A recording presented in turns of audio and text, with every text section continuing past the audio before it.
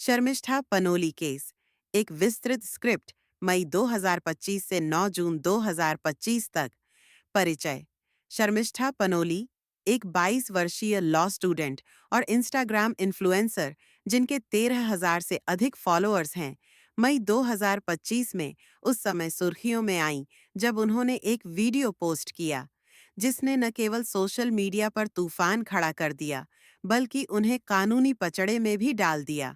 यह स्क्रिप्ट इस मामले की शुरुआत से लेकर 9 जून 2025 तक की पूरी कहानी को विस्तार से बयान करती है, जिसमें हर घटना, कानूनी कार्रवाई और सामाजिक राजनीतिक प्रतिक्रियाओं को शामिल किया गया है।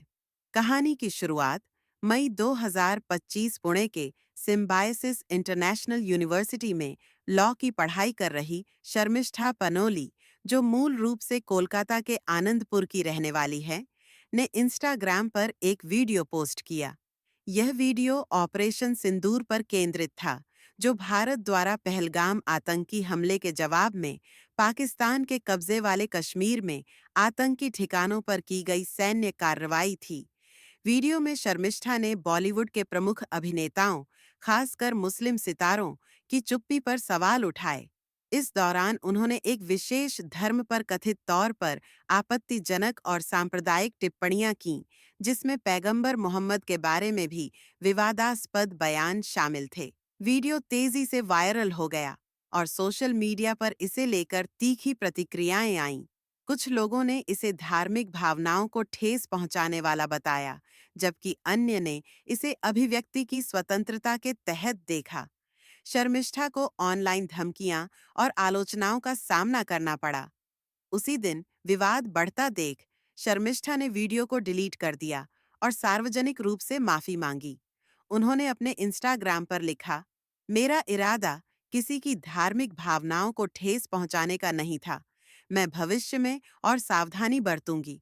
शिकायत और पुलिस कार्रवाई। शर्मिष्ठा की माफी के बावजूद कोलकाता के गार्डन रीच इलाके के निवासी वजाहत खान कादरी ने 15 मई 2025 को गार्डन रीच पुलिस स्टेशन में उनके खिलाफ शिकायत दर्ज की। शिकायत में आरोप लगाया गया कि शर्मिष्ठा के वीडियो ने धार्मिक भावनाओं को आहत किया, सांप्रदायिक नफरत को बढ़ावा दिया और सामाजिक शांति को खतरे में डाला। वजाहत ने दावा किया कि वीडियो में पैगंबर मोहम्मद का अपमान किया गया था। कोलकाता पुलिस ने भारतीय न्याय संहिता (बीएनएस) की विभिन्न धाराओं के तहत मामला दर्ज किया, जिनमें शामिल हैं धारा 295 ए, धार्मिक भावनाओं को ठेस पहुंचाने का इरादा; धारा 153 ए, विभिन्न समूहों के बीच दुश्मनी को बढ़ावा देना; धारा 505, सार्वजनिक शांति भंग करने के लिए उत्तेजक बयान। इन धाराओं के तहत अधिकतम सजा 5 साल तक की हो सकती है। पुलिस ने शर्मिष्ठा और उनके परिवार को नोटिस भेजने की कोशिश की, लेकिन दावा किया कि वे उपलब्ध नहीं थे।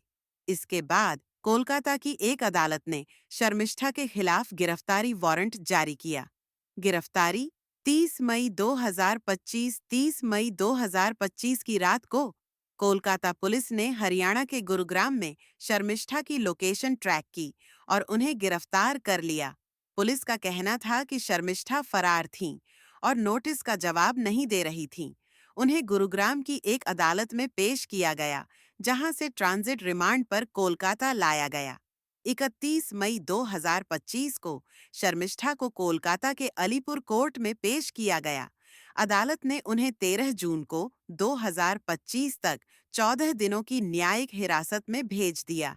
शर्मिष्ठा के वकील ने दावा किया कि उनके खिलाफ पश्चिम बंगाल के विभिन्न पुलिस स्टेशनों में कम से कम 4 प्राथमिकियां (एफआईआर) दर्ज की गई थीं। जेल में हालात। शर्मिष्ठा को अलीपुर महिला सुधार गृह में रखा गया। उनके वकील मोहम्मद शमीमुद्दीन ने अदालत में याचिका दायर कर आरोप लगाया कि जेल में शर्मिष्ठा को बुनियादी सुविधाएं नहीं मिल रही थीं। उन्होंने दावा किया, जेल में साफ सफाई की कमी थी। शर्मिष्ठा को किडनी स्टोन की बीमारी थी, लेकिन उन्हें उचित इलाज नहीं मिल रहा था। उन्हें अलग टॉयलेट की सुविधा नहीं दी गई। अन्य कैदियों से धमकियां मिल रही थीं, जिससे उनकी सुरक्षा खतरे में थी। अदालत ने जेल प्रशासन से 4 जून 2025 तक इस मामले पर रिपोर्ट मांगी। कानूनी लड़ाई 3 जून 2025। कलकत्ता हाई कोर्ट में सुनवाई। शर्मिष्ठा ने अलीपुर कोर्ट द्वारा जमानत याचिका खारिज होने के बाद कलकत्ता हाई कोर्ट का रुख किया। 3 जून 2025 को न्यायमूर्ति पार्थ सारथी मुखर्जी की अवकाशकालीन पीठ ने मामले की सुनवाई की। कोर्ट ने शर्मिष्ठा को फटकार लगाते हुए कहा, भारत जैसे विविधतापूर्ण देश में बोलने की स्वतंत्रता का मतलब यह नहीं है कि आप दूसरों की धार्मिक भावनाओं को ठेस पहुंचाएं। सार्वजनिक टिप्पणी करते समय सावधानी बरतनी चाहिए। कोर्ट ने पश्चिम बंगाल सरकार को निर्देश दिया कि वह शर्मिष्ठा की गिरफ्तारी से जुड़ी केस डायरी 5 जून 2025 को अगली सुनवाई में पेश करे। साथ ही कोर्ट ने आदेश दिया, गार्डन रीच पुलिस स्टेशन में दर्ज मामले को मुख्य केस माना जाएगा, क्योंकि यह पहली एफआईआर थी। अन्य सभी संबंधित एफआईआर पर कार्यवाही अगले आदेश तक स्थगित रहेगी। राज्य सरकार शर्मिष्ठा की कथित कार्रवाई के लिए कोई नया केस दर्ज नहीं करेगी। शर्मिष्ठा के वकील ने दलील दी कि ऑपरेशन सिंदूर के दौरान भारत और पाकिस्तान के सोशल मीडिया यूजर्स के बीच वाक युद्ध चल रहा था और शर्मिष्ठा की टिप्पणियां उस संदर्भ में थीं। उन्होंने एफआईआर रद्द करने की मांग की, लेकिन कोर्ट ने तत्काल राहत देने से इनकार कर दिया। 5 जून 2025 अंतरिम जमानत। 5 जून 2025 को न्यायमूर्ति राजा बसु चौधरी की पीठ ने शर्मिष्ठा की अंतरिम जमानत याचिका पर सुनवाई की। कोर्ट ने उन्हें निम्नलिखित शर्तों के साथ अंतरिम जमानत दे दी। 10,000 रुपये का जमानत बॉन्ड जमा करना, अपना पासपोर्ट सरेंडर करना, जांच में सहयोग करना, बिना अदालत की अनुमति के देश नहीं छोड़ना, पुलिस को उचित सुरक्षा प्रदान करने का निर्देश। कोर्ट ने यह भी कहा कि यदि शर्मिष्ठा को शैक्षणिक उद्देश्यों के लिए विदेश जाना आवश्यक हो, तो ट्रायल कोर्ट उनके आवेदन पर गंभीरता से विचार करेगा। वजाहत खान पर उल्टा केस मामले में एक नया मोड़ तब आया जब शिकायतकर्ता वजाहत खान कादरी खुद विवादों में घिर गए। शर्मिष्ठा की गिरफ्तारी के बाद सोशल मीडिया पर उनके खिलाफ गुस्सा भड़क उठा। कई लोगों ने वजाहत के पुराने सोशल मीडिया पोस्ट्स की जांच शुरू की, जिनमें कथित तौर पर हिंदू देवी देवताओं, खासकर देवी कामाख्या और हिंदू रीति रिवाजों का अपमान किया गया था। इसके परिणाम स्वरूप कोलकाता के गार्डन रीच और गोल्फ ग्रीन पुलिस स्टेशनों में वजाहत के खिलाफ एफआईआर दर्ज की गई। असम के गुवाहाटी में पान बाजार पुलिस स्टेशन में उनके खिलाफ मामला दर्ज हुआ। दिल्ली में भी उनके खिलाफ धार्मिक भावनाएं आहत करने की शिकायत दर्ज की गई। असम पुलिस ने वजाहत को गिरफ्तार करने के लिए कोलकाता में एक टीम भेजी, लेकिन खबर आई कि वह फरार है। वजाहत के परिवार ने दावा किया कि उनकी जान को खतरा है और उनकी सोशल मीडिया पोस्ट्स हैक हो सकती हैं। उनके पिता सादत खान ने कहा कि वजाहत शर्मिष्ठा की गिरफ्तारी के बाद से गायब हैं। पुलिस ने पुष्टि की कि वजाहत ने कई विवादित पोस्ट्स डिलीट कर दी थीं, जिससे उनकी गतिविधियों पर संदेह बढ़ गया। राजनीतिक और सामाजिक प्रतिक्रियाएं। शर्मिष्ठा की गिरफ्तारी ने न केवल कानूनी बल्कि राजनीतिक और सामाजिक स्तर पर भी तीव्र बहस छेड़ दी। बीजेपी और समर्थकों की प्रतिक्रिया।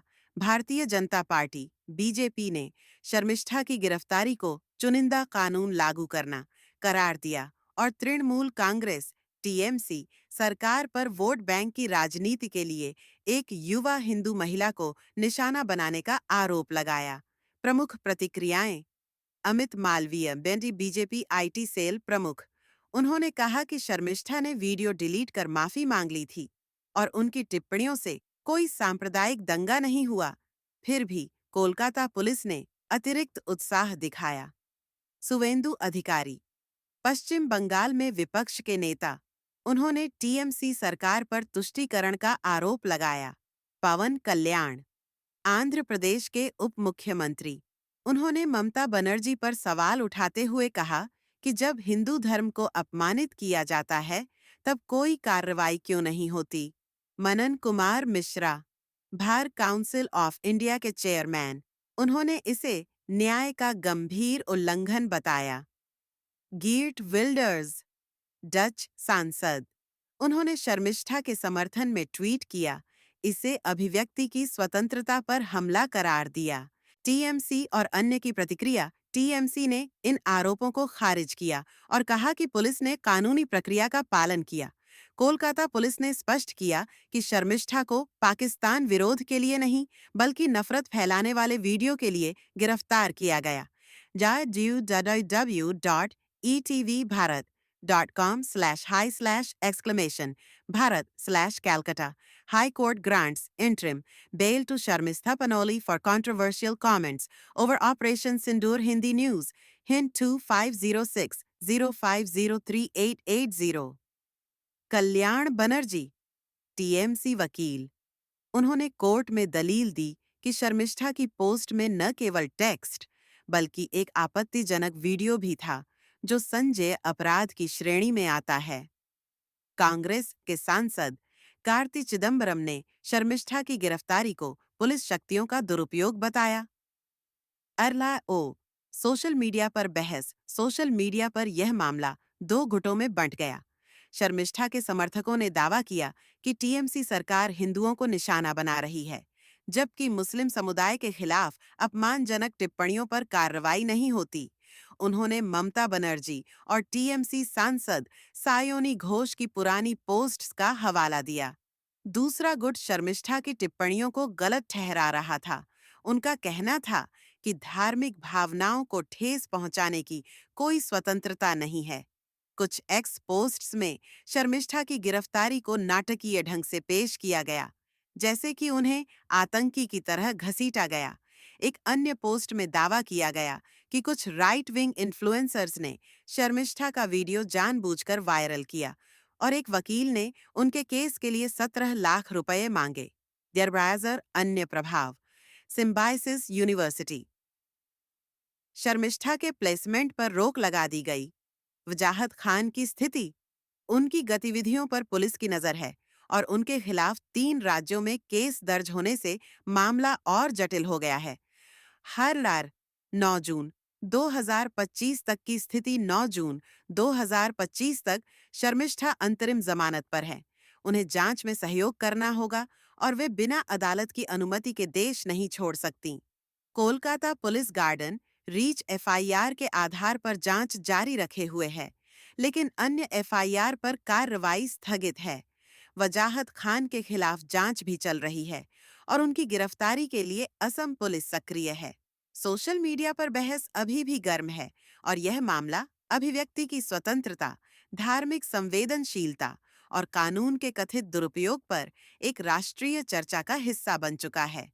बीजेपी और टीएमसी के बीच राजनीतिक तनातनी भी बढ़ी है, जिसमें दोनों पक्ष एक दूसरे पर तुष्टीकरण और पक्षपात का आरोप लगा रहे हैं।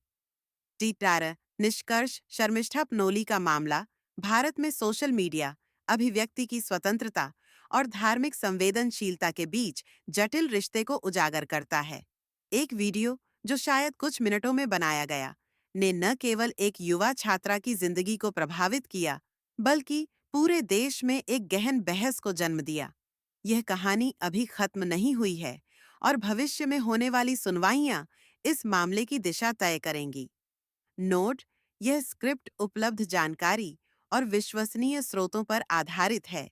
किसी भी संवेदनशील जानकारी को गोपनीय रखा गया है और केवल सार्वजनिक डोमेन में मौजूद तथ्यों को शामिल किया गया है।